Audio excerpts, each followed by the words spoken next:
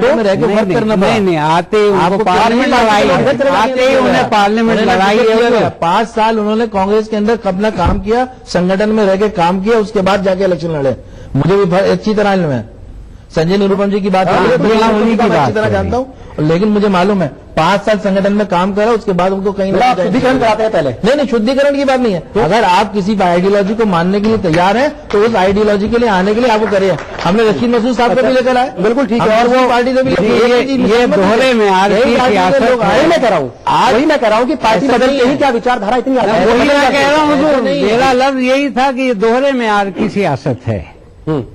जिस दिन पार्टियां जो है ना, जिस दिन एक अब्दुल रशीद साहब, ये कांग्रेस और बीजेपी और इसके अलावा जो दूसरी पार्टियां यूपी में राजनीति करते हैं, ये सर्टिफिकेट देश का आवाम देगा, आप और मैं नहीं। मैं सवाल कर लेता हूँ, मैं आपने कल कराया तो बिहार में हम आएंगे, गुजरात में भी हम आएंगे, आंध्रा में भी हम आएंगे। अभी देखिए तो थोड़ा 6 महीने गुजरात मॉडल की बात कर रहे थे। कई सारे लोग जो है वो मोदी साहब जो है आपके जो कैंडिडेट है प्राइम मिनिस्टर के, उनकी सेकुलरिज्म के ऊपर, उनकी लोग के ऊपर कई लोग सवाल उठाते हैं। वो कहते हैं कि ये सब लोगों को साथ लेकर नहीं चलते, उनकी सोच वैसी नहीं है, सेकुलर जो है जो एक माइंड होना चाहिए वैसा उनका नहीं है। आपको लगता है कि जब आप एक अलग विचारधारा लेकर के चलते हो, एक अलग सोच लेकर के चलते हो, या फिर यूं कहा जाए कि एक तबके को छोड़ करके चलते हो एक साइड, तो क्या सब लोगों के साथ इंसाफ होना मुमकिन है? फिर ये गलत फहमी है और इसमें बड़ा हाथ हमारे कांग्रेसी दोस्तों का है और उन सियासी जमातों का है जो बीजेपी से खाइफ हैं, नरेंद्र मोदी से खाइफ हैं। देखिए, जब गुजरात के अंदर सड़क बनती है तो उस पर ये नहीं लिखा होता बोर्ड कि यहां से सिर्फ हिंदू की गाड़ी गुजरेगी, जब वहां पर बिजली की सप्लाई 24 घंटे होती है। एक मिनट लगेगा, मैं अपनी बात हम भी वही कह रहे हैं, हिंदुस्तान का सबके लिए बना, बिल्कुल सही कहा, लेकिन आप बात को ही आप आगे बढ़ा। आप बहुत अच्छे बताइए, मुझे बताइए, अच्छा मुझे बताइए गुजरात के अंदर कितने मुसलमानों को फायदा पहुंचाया? अभी एक कहाँ आपने डरा के रखा? एक एक करके बात करते हैं। मिर्जा साहब, याददाश्त आपकी भी और हमारी भी हाजिर है। गुजरात के अंदर 1943 से अब तक एक एक करके बात करते हैं। मेरा सवाल गुजरात में किसी तबके को छोड़ देना, मैं वही को चला पाना जो है। साहब ने जो एक बात बीच में रखी, राजू साहब ने, एक्स जस्टिस राजू साहब ने भी गुजरात में बता दिया क्या है वहाँ छोटे छोटे बच्चे मर रहे हैं, वहाँ पर बहुत बुरी हालत है। मेरी अर्ज तो सुन लें, मुझे कहने तो दीजिए। जी खुर्शीद भाई, ये तय करना मुल्क के आवाम का काम है, किसी एक सियासी पार्टी का नहीं है। जी जब साहब, ये जो कुछ मैं सुन रहा भारतीय जनता पार्टी ने पिछले 12 साल के अंदर गुजरात में किया और दिया, वो तो देश में सबकी आंखें देख रही हैं। बिल्कुल सर, देख रही हैं। 12 साल से यही राष्ट्र के अंदर जिसमें कहा जाता है, देश देख रहा है, उस राष्ट्र में जिसके लिए कहा जाता है कि कांग्रेस का सबसे बड़ा गौ था, 11 साल में आज उस राष्ट्र के अंदर 12 साल में आज फिर अपनी याददाश्त और अपने हावले का इस्तेमाल करते हुए एक बात पता है जी, आज तक मुख्यमंत्री ने एक लफ्ज नहीं बोला। कल कोर्ट का ऑर्डर आया और आज कह रहे मुझे डर था तो आपने जाहिर क्यों नहीं किया? मोदी साहब को चाहिए माफी मांगे, अगर वो प्राइम मिनिस्टर बनना चाहते हैं माफी मांगे पूरे जो गुजरात के राइट। उसके बाद देखें मुसलमान का दिल खुलेगा, लेकिन जब तक वो माफी नहीं, देखिए कांग्रेस ने माफी मांग ली थी उससे पहले, जब नरसिम्हा राव की सरकार थी, बाबरी मस्जिद का उसको शहीद किया गया था, उन्होंने माफी मांगी, मुसलमानों ने माफ किया, उनको ले आए। क्या मोदी साहब ये नहीं कर सकते? वो माफी मांग ले। कहीं ना कहीं देखिए मुस्लिम का दिल नर्म होता है, उसे इस्लाम सिखाता है कि अगर कोई सच्चे दिल से माफी मांगे तो उसको माफ कर दो। आज भी अगर मोदी माफी मांग ले तो मैं समझता हूं कहीं ना कहीं मोदी जी की जगह बनेगी मुसलमानों को। एक सवाल नहीं दूंगा, इसका जवाब पहले दे दूं, बात को आगे बढ़ाइएगा। मेरा कहना यह है, एक गुजरात को लेकर हम चल रहे हैं, उस गुजरात के अंदर जितने फसादात कांग्रेस के दौर में हुए, क्या उसके लिए कांग्रेस ने माफी मांगी थी? क्या आसाम में कांग्रेस ने माफी मांगी थी? क्या भागलपुर में कांग्रेस ने माफियां मांगी थी? मुल्क के अलीगढ़ है, हजार बहुत सारे हालात हुए, उसके बाद एक हुकूमत कांग्रेस की थी, शहर ऐसे जहाँ फिर ये दोहरे में यार नहीं बावजूद इसके मुसलमानों ने मेरी सुने फिरोज भाई, मेरा कहना क्या, मेरा कहना यह है, ये दोहरे में यार मांग ले कहीं, लेकिन आपने वो सब कुछ किया है और हिंदुस्तान का आम शहरी आम आवाम क्या चाहता है कि वो प्राइम मिनिस्टर कैसा होना चाहिए, उसकी पर्सनालिटी कैसी हो, कैसे वो सब लोगों को साथ लेकर के चले। आपको क्या लगता है कि हिंदुस्तान का आम आदमी चाहता क्या है? हिंदुस्तान का वजीर आजम एक सेकुलर हो और कांग्रेस और बीजेपी से हटके हो, तीसरे मोर्चे की सरकार आएगी, ये तय है। इसमें आप कोई तो दिक्कत समाजवादी से आप तो मुलायम सिंह को ही बनवाएंगे। नहीं, ये जरूरी नहीं है, कोई भी हो सकता तो है। मौजूद लेकिन नहीं, इंद्र कुमार गुजराल जी को लाके बैठा दिया गया था, देवगौड़ा जी को ले आए थे, चंद्रशेखर जी 4 महीने रह गए, किसी को भी लाया जा सब सकता है। कम कम वक्त के लिए आए थे और आए और चले गए, आए और चले गए। आए और चले गए। सुनिए सुनिए, आप मुलायम सिंह जी की बात कर रहे हैं ना, 8-10 जो मैं मुलायम सिंह जी की बात अभी नहीं कर रहा हूं। पार्टियों को आप कहते हैं, सुन लीजिए बात, आराम से सुन लीजिए, थोड़ा सब्र रखिए। जिन पार्टियों को आप मानते हैं सेकुलर पार्टियां हैं, ये 10-12 पार्टियां मिलकर नहीं बना सकती सेकुलर फ्रंट। सेकुलर तीसरा फ्रंट बनेगा तो आम आदमी पार्टी का अरविंद केजरीवाल की लीडरशिप में बनेगा और वो करके दिखाएगा, जीत के दिखाएगा। हो सकता है अगले इलेक्शन में हम एज अ थर्ड ऑप्शन बन के हम सरकार बना ले। हमें दिल्ली में भी कहा था कुछ नहीं करेंगे, आप मानोगे कि आप सपोर्ट दोगे? ये जो 10 पार्टियां मिलकर सेकुलर फ्रंट थर्ड फ्रंट बनाती है ना, हर बार इनका ठीकरा चौराहे पर फिरोज भाई, क्या आम आदमी पार्टी का हिंदुस्तान की सरकार बनाने में कोई रोल नहीं रहेगा। आम आदमी पार्टी का हिंदुस्तान की सरकार में कोई रोल नहीं रहेगा। ठीक है, क्या आप जिस तरीके से थर्ड फोर्स की बात कर रहे हैं, जो आप थर्ड फोर्स की बात कर रहे हैं, अगर कांग्रेस को गवर्नमेंट बनाने के लिए अगर कहीं जरूरत पड़ती है किसी चीज की, तो क्या आप कांग्रेस को सपोर्ट करोगे? जिस तरीके से आप यहाँ सपोर्ट करके गवर्नमेंट बना रहे हो, मुझे बता दो आज आप यहाँ फैसला। ये तो देखिए वक्त बताएगा। नहीं, वक्त बता रहे हो, सुनिए, आप जब यहाँ मदद ले सकते हो तो आप मदद देने की बात करो। आप जब भी बताइए, दिल्ली में इसलिए जबरदस्ती आप इतना नहीं सुनिए, आपने हमें मदद दिल्ली में क्यों दी है?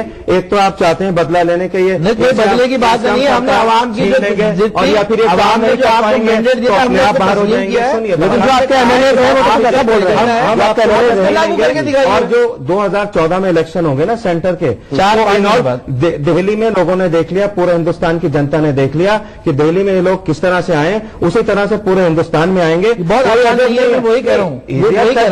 हिंदुस्तान बहुत लंबा कोई अजब नहीं है। और मुल्क के बाद 2014 में अरविंद केजरीवाल के आपने एनजीओ के वॉलंटियर्स के तहत काम किया है, आपने एनजीओ के वॉलंटियर्स के तहत काम किया है, पूरे देश के अंदर नहीं चल जावेद भाई, पॉलिटिक्स में सब कुछ भी हो सकता है। मेरा सवाल ये है, मेरा आप दोनों पार्टियों से बल्कि सब तीनों लोगों से सवाल ये है कि हिंदुस्तान में इन दिनों एक अलग तरह की सियासत देखने को मिल रही है। अगर पटना में मोदी की रैली में बम ब्लास्ट होता है, वहां लोग मारे जाते हैं, तो मोदी वहां मिलने जाते हैं, लेकिन जो मुजफ्फरनगर के फसाद से जो मुतासिर लोग हैं, जो पीड़ित हैं, वहां मिलने नहीं जाते। ठीक वैसे ही राहुल गांधी मुजफ्फरनगर तो जाते हैं, लेकिन बम ब्लास्ट में जो वहां जिनकी मौत हुई है, जो हलाक हुए, वो भी हिंदुस्तान के शहरी थे, वो भी इसी मुल्क के रहने वाले थे। वहां जाना चाहिए था उनको। ये ऐसा क्यों हो रहा है? ऐसा हो क्यों रहा है? गवर्नमेंट बोल रही थी मिलके, एक दोनों साथ आ गया है, तो वो दोनों मिलकर काम कर रहे हैं। सवाल उसका जवाब दीजिए कि ऐसा क्यों हो रहा है? और उत्तर प्रदेश में मुलायम सिंह और मोदी जी, मैं आपके पास भी आ रहा हूँ, भाजपा आपके पास भी आ रहा हूँ, मैं आपके पास भी आ रहा हूँ।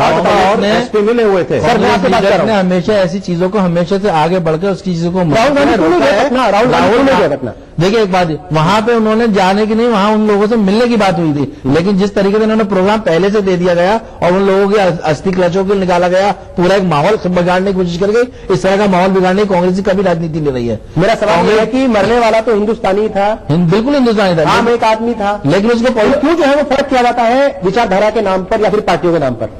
तो ये फर्क तो देखना है, पब्लिक को देखना, वो खुद ही देख रही है कि किस तरीके से उन लोगों जिनका नाम आया, जो अरेस्ट हुए, उनको बाहर निकाल दिया गया। जी जी, सुनिए भाई, जावेद मरने वाला इंसान है। शेर में किसी शायर ने कहा है, कोई मुश्किल नहीं है हिंदू या मुसलमान होना, हाँ बड़ी बात है इस दौर में इंसान होना। उस बात को सभी पार्टी को फॉलो करना चाहिए। और ये सवाल चूंकि मेरा आपसे भी रहेगा, मैंने कहा कि पटना में जो है वो जो मारे गए थे बम ब्लास्ट में, वहां मोदी जाते हैं, अच्छी बात है, जाना चाहिए।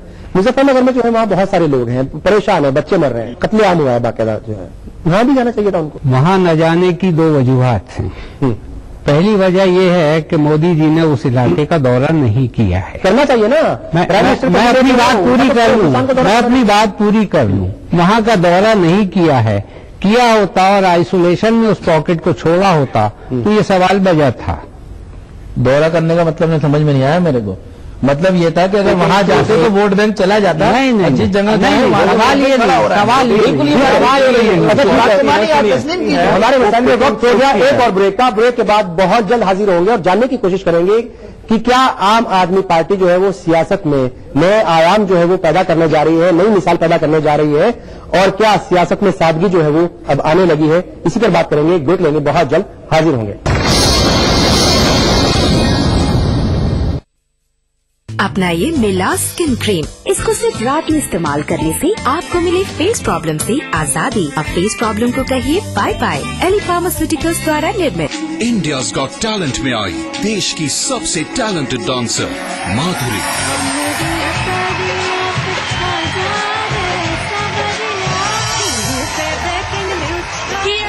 मैंने माधुरी मैम को सिखाया है। कल से हर शनिवार और रविवार रात 9 बजे सिर्फ कलर्स पर।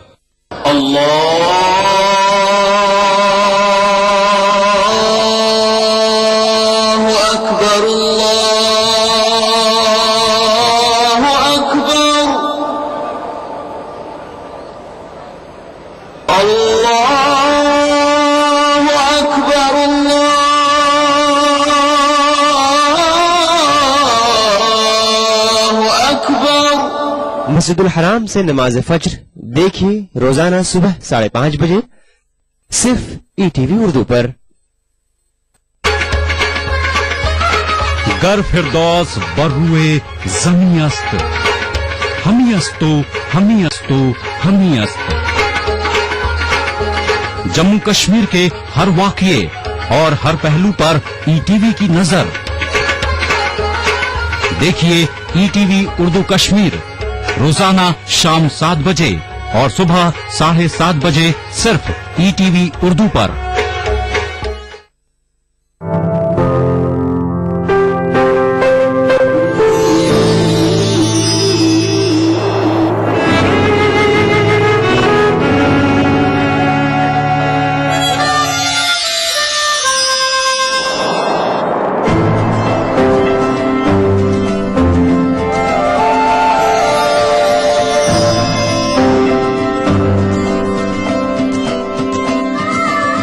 एहसासों से जुड़े नए रिश्ते बिखेरेंगे रंग। जिंदगी लाइव सीजन 5 इतवार दोपहर 12 बजे और शनिवार दोपहर 12:30 बजे। भागती दौड़ती जिंदगी में खबरों की कोई कमी नहीं, लेकिन हम आप तक पहुंचाते हैं सिर्फ वो खबरें जिसमें ना है कोई जानिबदारी ना ही सनसनी। खबर जो हर दम आपको रखे बाखबर। देखिए दिन भर की खबरों का आईना 9 PM खबरनामा।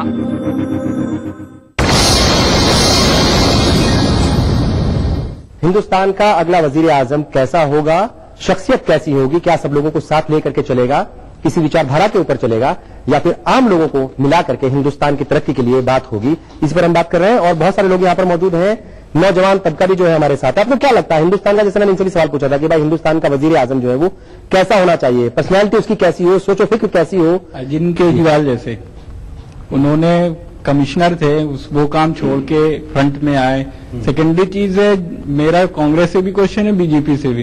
कांग्रेस ये हमेशा मुसलमानों को लेके आगे ले आती रहती है, उसके वोट बैंक की राजनीति करती है, और बीजेपी जो हिंदू को लेकर राजनीति करती है।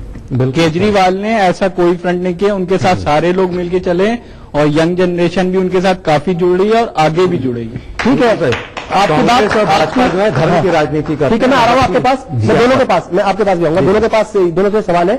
लेकिन बीजेपी जो है अब उसने शायद थोड़ा सा रुख में जो है अपना तब्दीली की है उसमें कुछ, इसीलिए ये सबूत है कि अंसारी साहब बीजेपी से यहां मौजूद है, मुस्लिम चेहरा है। आपको क्या लगता है, क्या वाकई जो है ये इस तरह की सियासत करना कि भाई आप जो है सिर्फ एक मजहब के लोगों की सियासत करेंगे, ये क्या मुल्क की तरक्की के लिए या मुल्क के मुस्तकबिल के लिए ठीक है? बीजेपी खतरनाक है? बीजेपी ने कभी मजहब के नाम पर सियासत नहीं की। अगर की हो, इल्जाम लगाने वाले कौन हैं? इल्जाम लगाने वाले हमारे सियासी एडवर्सरीज हैं। मुल्क के आवाम ने भी कभी इल्जाम नहीं लगाया, सियासी पंडितों ने भी नहीं लगाया। जो इल्जाम लगा है एडवर्सरीज की तरफ से लगा है। मैं एक बात कह देनी चाहता हूं, बीजेपी ने हमेशा, आज की बात नहीं है, हमेशा से कहा है justice for all, appeasement to none. इसमें सारी फिलॉसफी आ गई हमारी, सारी आइडियोलॉजी आ गई हमारी। हॉस्पिटल बनता है तो सबके लिए बनता है, सड़क बनती है तो यकीनी तौर पर, यकीनी तौर पर आती है तो सबके लिए आती है, यकीनी तौर पर उसमें। लेकिन एक सवाल, हाँ बिल्कुल, हाँ बिल्कुल, जैसे मैंने पहले भी कहा था कि भाई मुजफ्फरनगर आप नहीं जाते, तो जब इस तरह के वाकयात होते हैं, जब इस तरह की बातें सामने आती हैं तो फिर कहीं ना कहीं सवाल उठना लाजमी है कि भाई आप एक तबके को कहीं ना कहीं साइड में कर देते हो। नहीं, आप जैसे लोग हैं, ऐसा कह रहा है बीजेपी का, लेकिन जो है बहुत ज्यादा आपको सीरियसली पार्टी नहीं लेती। नहीं, ऐसा कुछ नहीं है। हमारी जितनी भी स्टेट्स हैं जहां हमारी सरकार चल रही है, वहां के अवाम अगर बार बार हमें पसंद करके वोट देकर और सरकार में ला रहे हैं, सत्ता हमारे हाथ में दे रहे हैं, तो क्या इतना काफी नहीं है कि वो हमारे काम से मुतमईन हैं, हमारी पॉलिसीज से मुतमईन हैं और फैजियाब हो रहे हैं? नहीं, दूसरी बात ये देखिए, प्रॉब्लम ये है अब्दुल रशीद साहब, क्या है कि अगर दूसरी द सो कॉल्ड जिसको हम सेकुलर पार्टीज कहती हैं, अगर वो कुछ पिछड़े हुए, दबे हुए और कुचले हुए जो मुस्लिम तबकों या दलित तबकों के लिए अगर कुछ वो अनाउंस करती हैं कोई पैकेजेस, आप तुष्टीकरण करना शुरू कर देते हैं, वो काम होता नहीं, जमीन से जुड़कर वो देखिए, उसमें एक लफ्ज कहना चाहूंगा मैं, फरोज भाई, नहीं होता। फरोज भाई, उसमें एक चीज कहनी चाहूंगा, पिछड़ा का पिछड़ा ही रह जाता है और ज्यादा पिछड़ा। हाँ, सवाल अपीजमेंट का किस जगह आता है? जहां आप उन पार्टीज के ऐसे प्रोग्राम्स की बात करते हैं जिन प्रोग्राम्स को कॉन्स्टिट्यूशन अलाउ नहीं करता।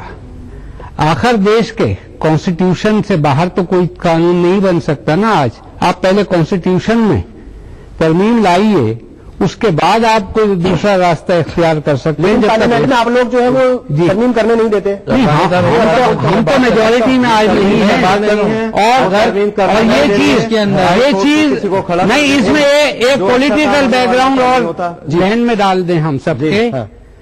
जिस वक्त ये कॉन्स्टिट्यूशन बना था, BJP as a political party कितना बड़ा फोर्स था जो इन्फ्लुएंस करता कॉन्स्टिट्यूशन।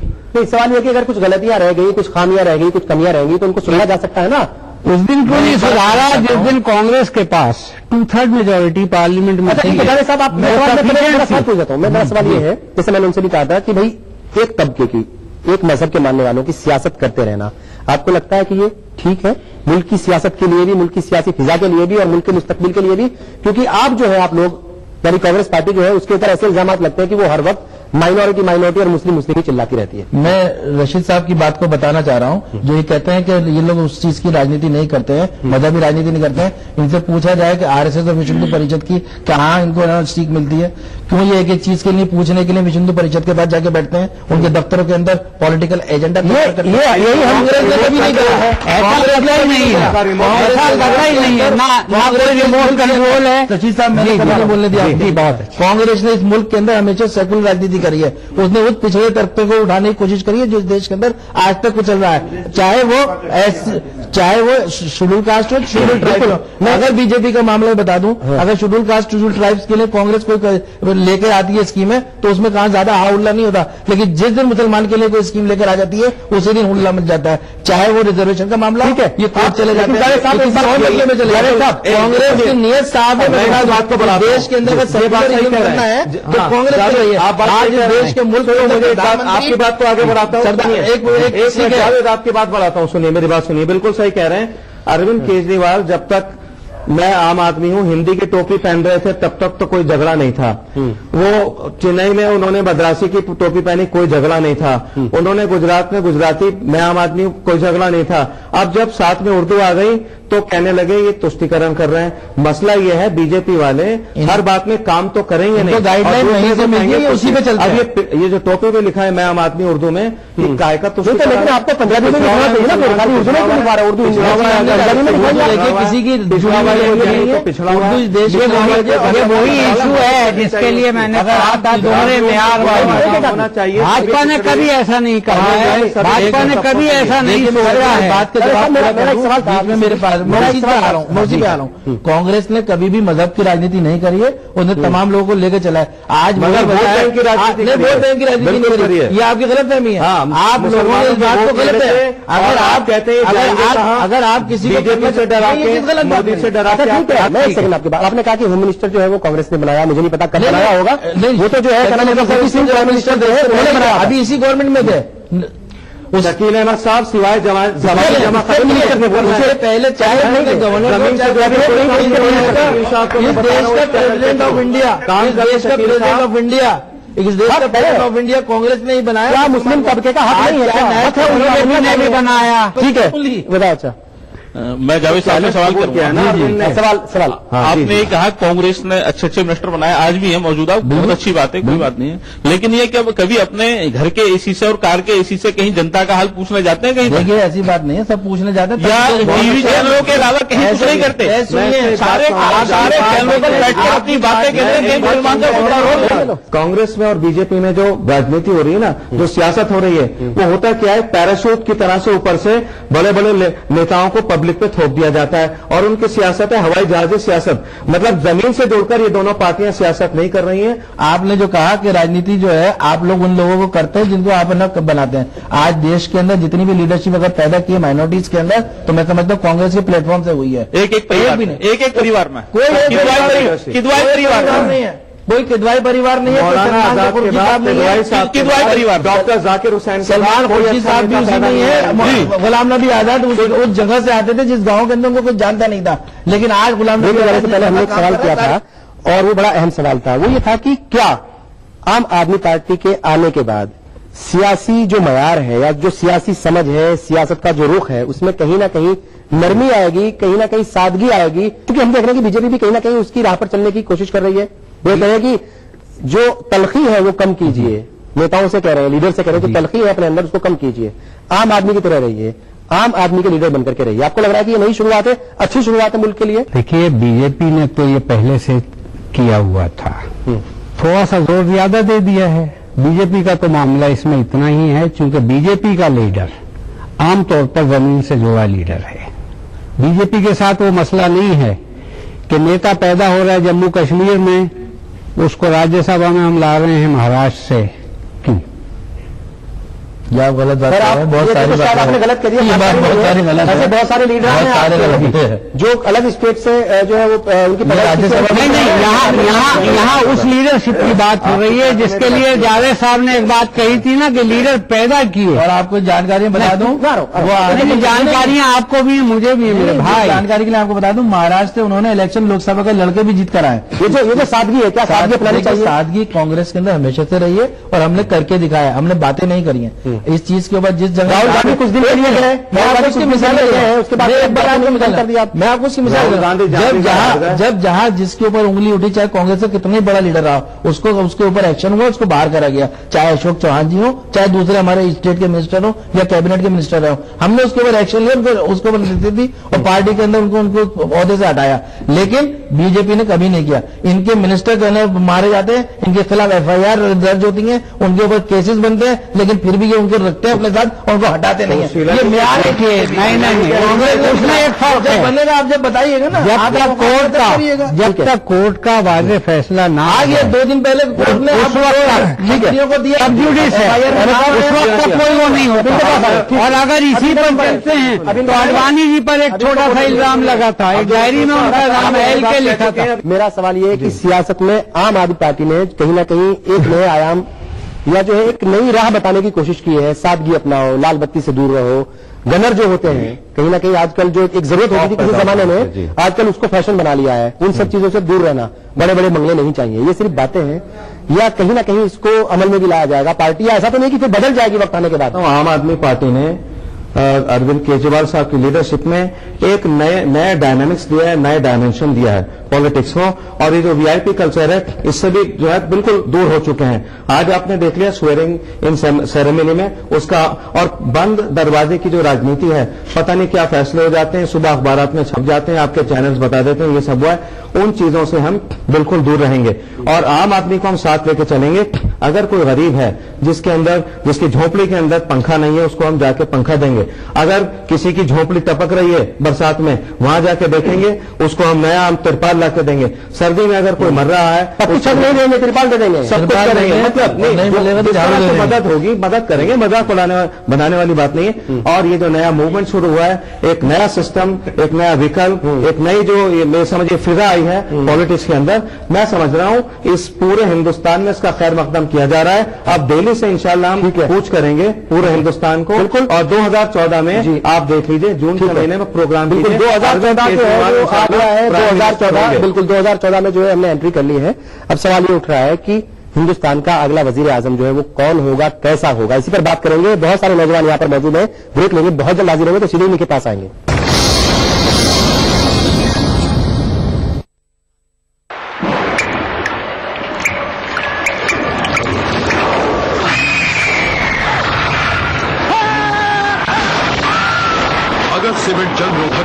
तो जानलेवा हो सकता है।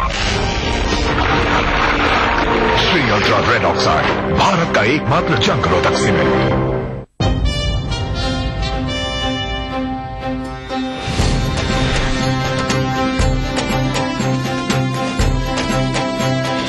कल से हर शनिवार और रविवार रात 9 बजे सिर्फ कलर्स पर।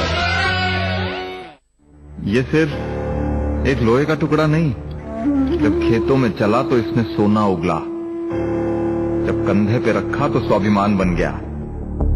इस लोहे के टुकड़े से कमाया एक जमीन का टुकड़ा, एक जमीन के टुकड़े से खेत के खेत, खेतों से कमाई इज्जत। लेकिन मैंने कभी ना सोचा था कि एक दिन ये पूरे गांव को ही नहीं, पूरे देश को जोड़ेगा।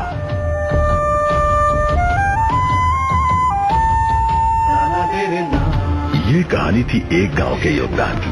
इसी तरह देश का हर गांव देगा एक कृषि औजार, जिसके लोहे को मिलाकर बनेगी दुनिया की सबसे ऊंची, किसानों के महान नेता, लौह पुरुष सरदार पटेल की प्रतिमा। श्री नरेंद्र मोदी प्रेरित महाअभियान स्टैच्यू ऑफ यूनिटी, एक भारत श्रेष्ठ भारत। ये फारूकी दंत मंजन रोजाना इस्तेमाल कीजिए। आपके दांतों की हिफाजत ये फारूकी दंत मंजन करेगा। जी हाँ, ये मंजन इस्तेमाल करने से आपके मसूड़े मजबूत होंगे, दिन भर ताजगी भरी सांस और आपके दांतों को मोती जैसा सफेद और चमकदार बनाए रखेगा। फारूकी, ये कारखाना जिंदा तिलिस्मात का तैयार करदा।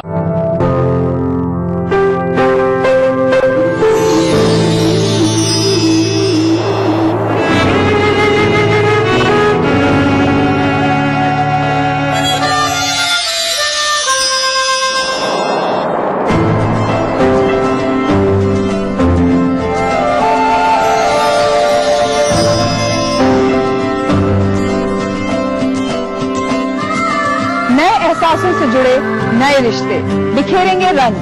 जिंदगी लाइव सीजन 5 इतवार दोपहर 12 बजे और शनिवार दोपहर 12:30 बजे। दुनिया अपडेट, खबरों का नया और अनूठा शो, जिसमें हम आपको दिखाएंगे दुनिया की अहम खबरें और करेंगे उनका तज्जिया। जानेंगे दुनिया की अहम घटनाओं का भारत पर क्या होगा असर। दिखाएंगे ग्लैमर जगत का हाल और तेज खबरों में देखेंगे क्या कुछ हुआ पूरी दुनिया में बीते हफ्ते के दौरान। तो देखना न भूले दुनिया अपडेट हर रविवार शाम 6 बजे ETV उर्दू पर।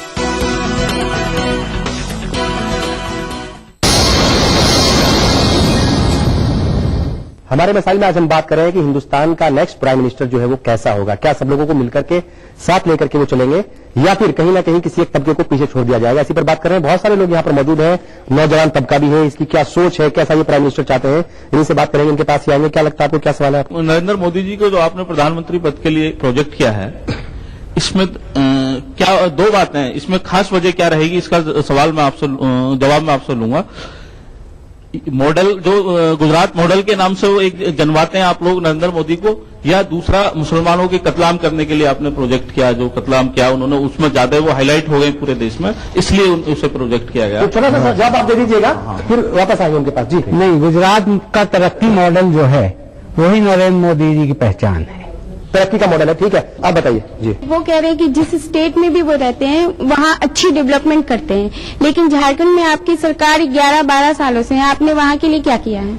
वहाँ तो डेवलपमेंट के नाम पे कुछ भी नहीं हुआ। इम्प्रूवमेंट की गुंजाइशें हर जगह हैं और जब हमें मौका मिलेगा हम वो इम्प्रूवमेंट लाएंगे। आपको क्या लगता है कैसा प्राइम मिनिस्टर आप लोग चाहते हैं और उसकी सोच कैसी होनी चाहिए? बेसिक उसकी जो सोच है, मतलब सब लोगों को एक साथ लेके चले, ना कि जातिवाद पे लड़ाई, जैसे कि बीजेपी करती है, जातिवाद पे झगड़े करवाती है और कांग्रेस महंगाई से मारती है।